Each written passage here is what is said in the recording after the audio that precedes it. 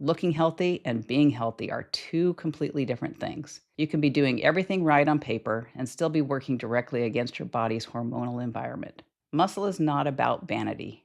It's about being able to move through your life with confidence, to trust your body, to stay independent, to remain capable in the ways that matter most to you. Much of what people accept as just getting older is actually muscle no longer being given what it needs. Welcome to the Vitality Choice. I'm your host, Christine Costello, wellness educator, founder of a science-backed supplement brand, and someone who has spent decades studying and applying the science of what allows the body to stay strong, energized, and resilient through midlife and beyond. This podcast is about rewriting the narrative on aging. Each week, we explore the everyday choices that shape how we age, from strength and metabolism to nutrition, mindset, recovery, and connection, so you can live stronger, healthier, and more vital at any age. Because aging isn't the problem, decline is. And when you understand how your body actually works, you can make the choices that allow you to age powerfully. So let's dive in.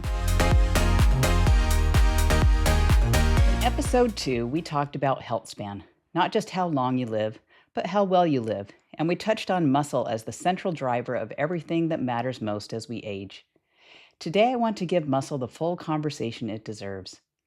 Because muscle may be the most misunderstood, undervalued, and underutilized tool available to every single one of us, and yet it's the one thing that determines whether your body continues to work for you as the years go by. This episode is for everyone. For those of you who have trained your whole life and want to understand what changes after 40 and why it matters now more than ever, and for those of you who've never lifted a weight and aren't sure this applies to you. It absolutely does, and I'll show you why.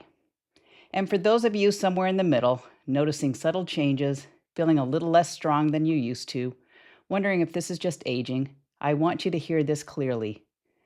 Much of what we accept as just getting older is actually the result of muscle loss, and muscle loss is largely preventable. Wherever you're starting from, whether you've been training for years or you haven't moved intentionally in a long time, this episode meets you there. There is no judgment here, only information, and that genuine belief that your body is more capable than you've probably been told. So let's dig in. I didn't start thinking about muscle the way I do now until I was 30, and honestly, it took a hike to wake me up. I went hiking with my younger sister. She's 7 years younger than me. We started up the trail together, and somewhere partway up, I had to stop. I was done, struggling to breathe, legs burning, just done. She kept going. I stood there watching her disappearing up the trail, and something hit me. Not embarrassment, something deeper than that. A recognition. I thought, I'm following my mother's path. My mother who had been sick her entire life, who I'd watched my father carry out of the house unconscious, off to the hospital yet again, more times than I can count. I grew up knowing I didn't want that to be my story. And yet there I was, 30 years old, unable to finish a hike with my younger sister. That hike changed the trajectory of my life. I started, machines at first because free weights felt intimidating. I began hiking, finishing trails this time. I started paying attention to what I was eating, and my body responded quickly, which honestly surprised me. I felt more confident, more capable. I didn't understand the deeper science yet, but I felt it. In my late 30s, after having my son, the rules changed yet again. What had worked before stopped working the same way, and I had to adapt.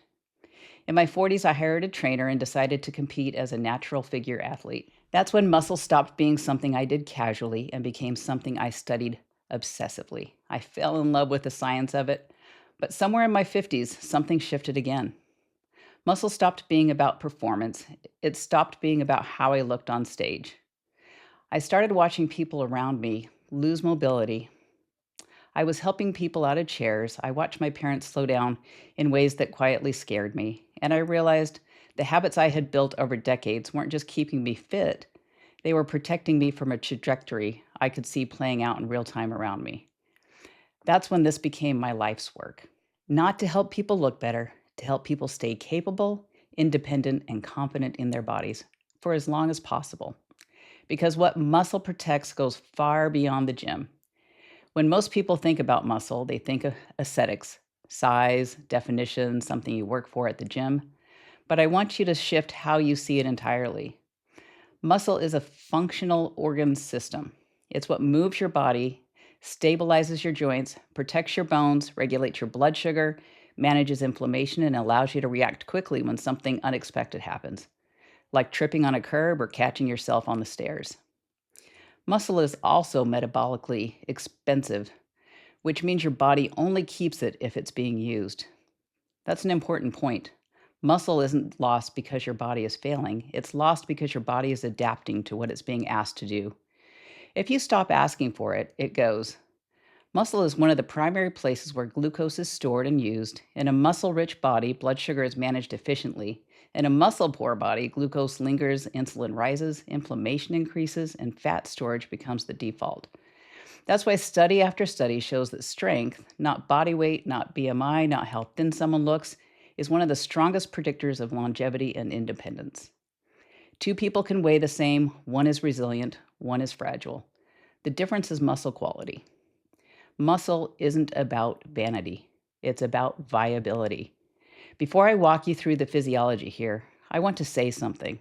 If you've been frustrated, feeling like you're doing the right things and still losing ground, this section is for you. What's happening isn't random, and it isn't your fault.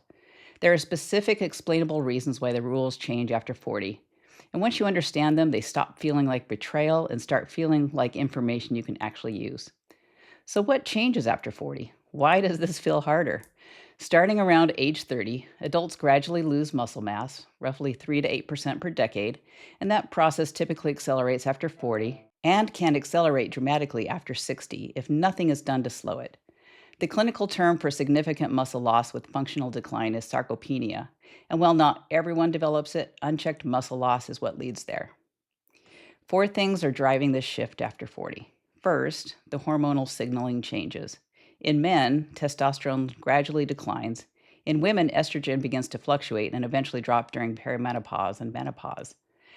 Those hormones don't just affect reproduction, they play a direct role in how responsive muscle tissue is to training and recovery. I lived this in a way that was impossible to ignore. In my 40s, while I was competing as the natural figure athlete, from the outside I looked like the picture of health, 7% body fat and stage ready. But I was wearing sweaters in 110-degree Arizona heat because I was always cold. I'd touch something and bruise. My hormones were completely off. I lost my period for months. I was privately binge eating bags of chocolate chips and spending the next day in the gym trying to compensate. And mentally, I was on a hamster wheel. Never enough. And that was constant. That experience taught me the most important thing I know about health. Looking healthy and being healthy are two completely different things. You can be doing everything right on paper and still be working directly against your body's hormonal environment. When I finally stopped performing and started asking what my body actually needed, everything changed. That's the shift this section is really about. You can be doing the same workouts as your 30s and get less return. And that's not failure, that's the signal that's changing. Second, recovery slows. After 40, the body needs more time and support to repair tissue. Sleep matters more, stress impacts recovery more, inflammation lingers longer. This doesn't mean you should train less, it means recovery has to become intentional and not accidental. Third, protein utilization becomes less efficient. As we age, the body becomes less sensitive to protein intake. Specifically, it requires a higher dose to trigger muscle protein synthesis. You can eat what feels like enough protein and still not give your muscles a strong enough signal to stay. We'll talk more about this in a moment. Fourth, daily movement often decreases, not because people decide to move less, but because life changes, work becomes more sedentary, convenience takes over, elevators replace stairs. None of it feels dramatic in the moment, but the body notices and muscle only stays if it's regularly used. These four shifts happening simultaneously is why 40 can feel like a turning point. It's not that your body stopped working, it's that the requirements changed and nobody gave you the new rules. At the center of muscle maintenance and muscle growth is a process called muscle protein synthesis, or MPS. That's simply your body's mechanism for taking the protein you eat and using it to repair and rebuild muscle tissue. Think of it as a construction project that's always either running or not. When you're younger, that project starts easily. Relatively modest amounts of protein and fairly casual training are enough to keep it going. Your body is highly sensitive to the signal. After 40, that sensitivity decreases. This is called anabolic resistance. The threshold has moved. Here's what that means practically. After midlife, muscle generally needs closer to 30 to 40 grams of high quality protein per meal, and that protein needs to contain enough leucine, roughly 2 to 3 grams, to fully activate muscle protein synthesis. Leucine acts like the ignition switch. If you don't hit that threshold, MPS never fully turns on, even if your daily protein looks reasonable on paper. That explains why so many people say, I eat plenty of protein and still lose strength. Beyond protein, muscle responds to two other critical signals. Mechanical tension. Muscle doesn't respond to movement alone, it responds to resistance, being placed under a meaningful load for a long enough time that the body decides it needs to adapt. This isn't about heavy weights at all costs. It's about progressive challenge, slowing down a movement, controlling the lowering phase, choosing resistance over comfort. And for anyone thinking, that's not for me, hear this clearly. Muscle doesn't care where resistance comes from. Just standing up from a chair slowly counts, body weight squats can count, carrying groceries counts, climbing the stairs counts. If your body regularly works against something meaningful, muscle responds. This is the one most people underestimate. After 40, recovery becomes part of the training program, not a break from it. Without sufficient sleep, spacing between sessions, and stress management, muscle cannot rebuild regardless of how good the training and nutrition are. These three signals work together. Protein without resistance won't preserve muscle. Resistance without protein won't rebuild it. And neither works well without recovery.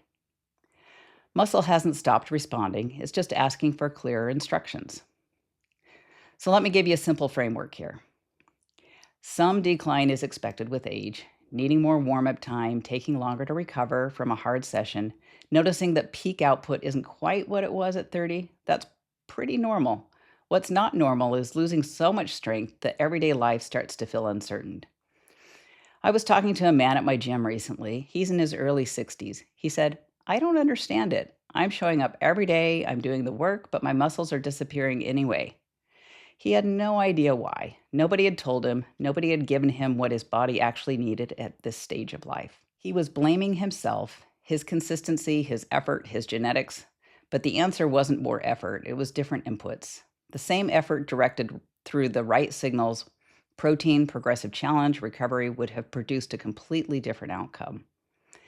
That conversation is exactly why I do this work. And if any of that sounds like you, I want you to hear what he needed to hear. You are not failing. You just haven't been given the right information yet. A helpful benchmark. With normal aging, you should still be able to get up off the floor, carry your own groceries, move through your environment confidently, and react quickly when something unexpected happens. When those abilities start to disappear, it's a signal, not a life sentence. Because muscle is one of the most adaptable tissues in the human body, research consistently shows that people in their 60s, 70s, and 80s can rebuild strength, improve balance, reduce fall risk, and regain independence. The body doesn't stop responding, it just requires a clearer signal. I want to be very clear before we get into this section. Supplements do not build muscle on their own. They don't replace resistance training, they don't override poor recovery, and they don't compensate for inadequate protein. What they can do, especially after 40, is reduce friction. They support the environment that allows muscle to stay and respond. Think of supplements as reinforcements, not shortcuts. So creatine, it's one of the most misunderstood supplements in existence, especially for women and adults over 40. Most people have associated it with young men trying to bulk up, but creatine isn't about size, it's about energy availability inside the muscle. Creatine helps muscles produce quick energy during effort, which means you can do more quality work in a session, maintain strength output, and support balance and power. And after 40, when effort starts to feel harder, creatine helps muscles perform better, so you can give them the signal they need. There's also emerging research showing benefits for cognitive function and brain energy, which makes creatine increasingly interesting well beyond the gym. So now let's talk about HMB. It's a metabolite of the amino acid leucine, and its primary role is to help reduce muscle breakdown. This matters especially after 40 because muscle loss doesn't just happen from skipping the gym. It happens during illness, injury, travel, stress, or any period of reduced activity. Research on HMB, particularly in older adults, shows it can help preserve muscle mass and strength during times when training volume drops or the body is under physical stress. I think of HMB as insurance for your muscle. It doesn't build new tissue on its own, but it helps slow the rate of loss when life inevitably interrupts perfect routines. And then protein supplementation. Most people aren't undereating protein because they don't care. They're undereating because hitting adequate amounts consistently every single day through food alone is genuinely hard. After 40, when the leucine threshold is higher and distribution across the day matters, a high quality supplement can be a simple, practical way to close that gap. It's not about bodybuilding, it's about making consistency realistic. Vitamin D and magnesium are two additional supplements that often get overlooked in the muscle conversation, but they matter more than people realize.